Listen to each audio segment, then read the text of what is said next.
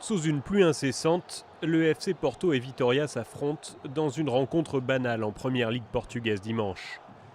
À la 60e minute, Moussa Marega inscrit un but décisif.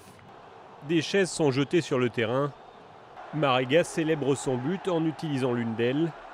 Il écope d'un carton jaune. Durant les 10 minutes qui suivent, le joueur de nationalité malienne est alors la cible d'insultes racistes venues des tribunes.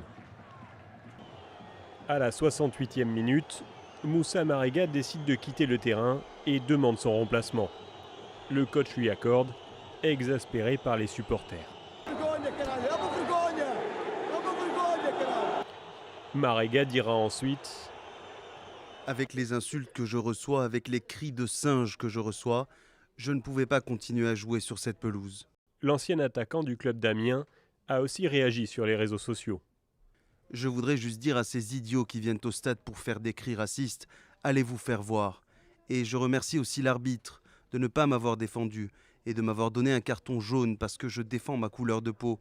J'espère ne plus jamais vous retrouver sur un terrain de football. Vous êtes une honte. Des événements fréquents dans le monde du football.